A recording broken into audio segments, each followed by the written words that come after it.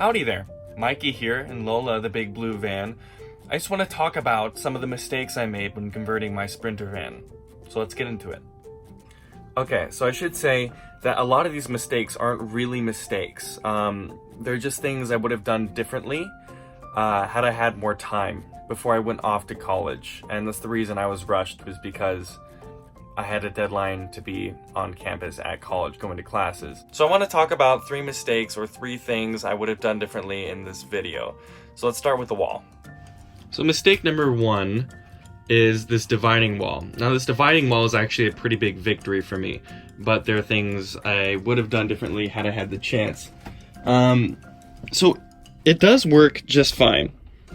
It slides, and the way it works is it's on these kind of like closet sliding door tracks. And so there's this little wheel in here that sits up in there and hooks on this ledge. And so it's able to slide freely without much of a problem. On the bottom here, it is just set in between this groove I made with some plywood, and it clips in from there to keep it secure while I'm driving. For this, I wanted to see out my rear view mirror because I don't have a backup camera. For the window, I just took some plexiglass and I screwed it in to the door itself. And so, I don't know, it's better than nothing really. The thing I would have wanted to change a bit more is there's this pretty big gap here. Now when I made this, the idea was that it's going to insulate better than a curtain, which is what a lot of van lifers do in this situation to add some more privacy. But for me, I wanted to insulate as well because most of my budget for this van build went into insulation, and I didn't want to skimp on this big kind of greenhouse in front of the van. So the way I did that was I took this 1/4 inch ply on either side and I made a cutout on both sides of the opening. And I made a gap in between there that I could easily fit through. And so in here, there's this 1/2 inch plywood and it comes out to about there.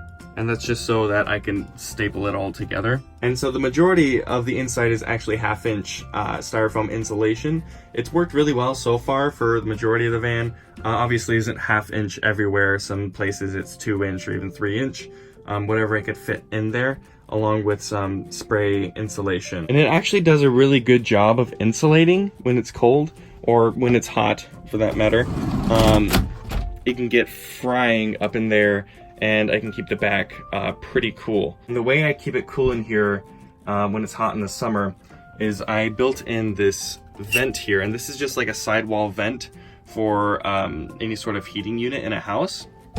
And so pretty much what I did there, I just made the cutout in the wall and through the insulation and then screwed it in.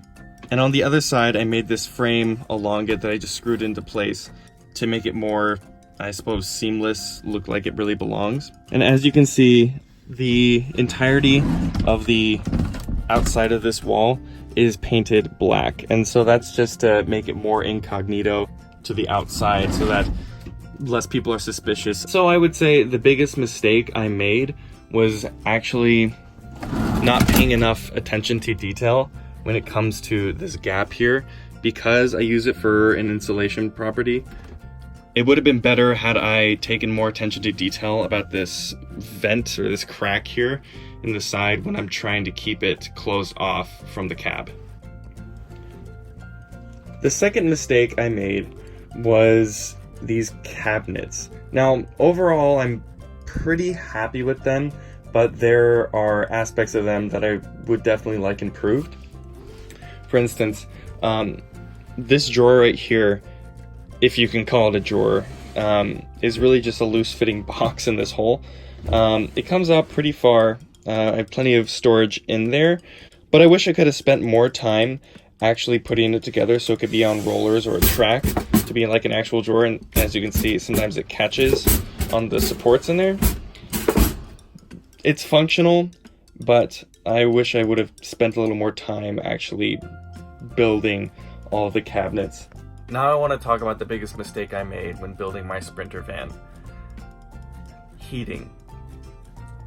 Heating was something I didn't even think about that much. I was building it in the heat of summer, and I was mostly concerned about the heat at that time because I was semi-living in my van when I first started building it.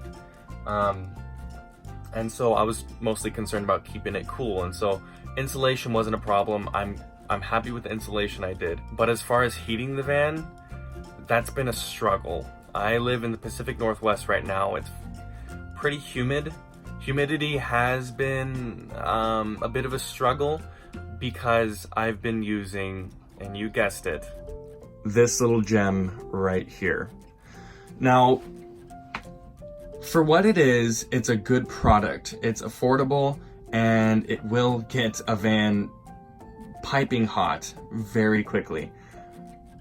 But there's a problem whenever you have an open flame heat source. It creates a lot of moisture, and moisture is one thing I don't need help creating in the van.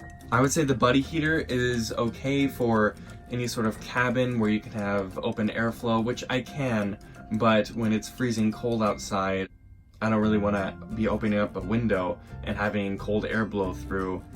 It's kind of counterintuitive at that point. What I would really like to do is get one of those diesel S-bar type heaters.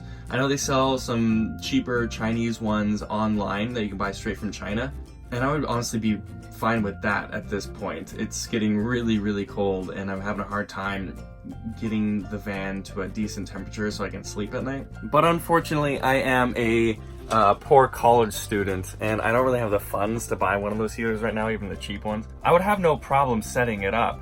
Setting it up is not the issue. The issue is actually getting one, I guess. I would love to do a video for y'all on how to put it together, what the struggles are, what the kit comes with, and how effective it can actually be. But as far as heating goes, that has been my biggest struggle so far, is actually heating the van. Though I should say, once it gets warm in here, it'll stay warm. It's very well insulated, like I've stated before. That's just one thing I wish I would have considered more when I was building the van. If you thought this video was helpful in any way, or you enjoyed it, please feel free to like, comment, and subscribe.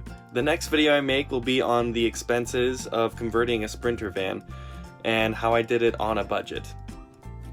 And as always, please have a wonderful day.